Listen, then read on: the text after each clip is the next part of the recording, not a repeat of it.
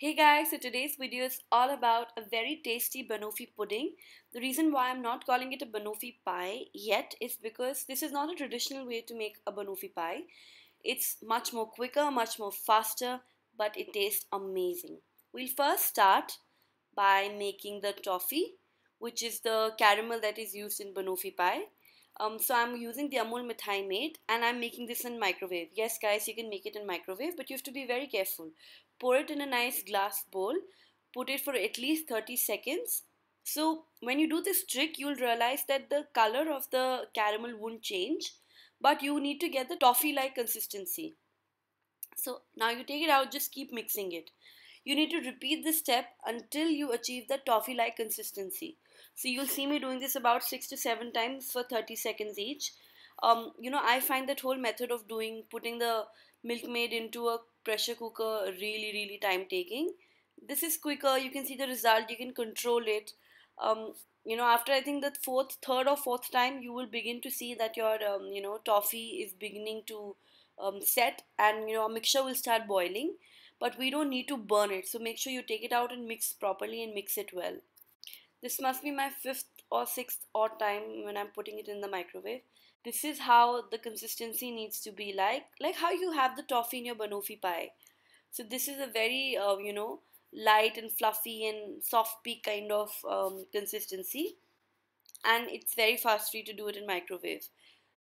You need 3 additional bananas because of course it's banoffee pie. What we'll do is we will make a paste of these bananas and then finally add it to the toffee. Again, no fancy equipment. Add some vanilla essence. It's just a mixer grinder that I'm doing it all with.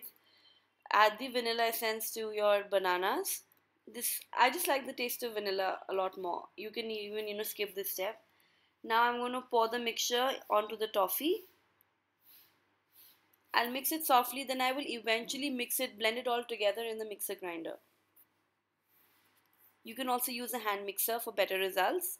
But since I told you this is a shortcut and a quicker way of making it, and you really don't need any fancy equipments. Pour the mixture into a glass bowl. Now let it in the refrigerator to set. In the meanwhile, we will make the base of the banoffee pie using the light Marie biscuits. I've taken about 10 to 15 biscuits. Crush them in a mixer grinder. Add some unsweetened cocoa powder. Then I'm going to add some butter to it. Be very careful when you do this step. And that's about it. Mix it all together in a blender and then finally pour it on a cake tin. Now that our banana mixture is cold, we'll pour it on top of the biscuit base.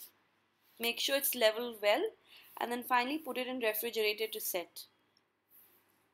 And now for the final step, we will take out some cold whipping cream. Again, I'm manually beating the whipped cream, so the consistency is a bit runny. If you use an electric beater or electric mixer, you can achieve soft peaks. Or if you want to save time like me, then this should do. Now we let in the refrigerator to set for minimum 10 hours. Guys, I've not put gelatin in it. If you put gelatin into it, it's going to set in like an hour or so. But I wanted to skip all of that, jazz, and since there were guests coming over to my place the next day, so it made sense to serve then. Garnish using some cocoa powder, and that's about it. This is very nice, tasty, soft, little runny, but absolutely the same taste of how you eat your banoffee pie. If you like the video, don't forget to subscribe. Bye.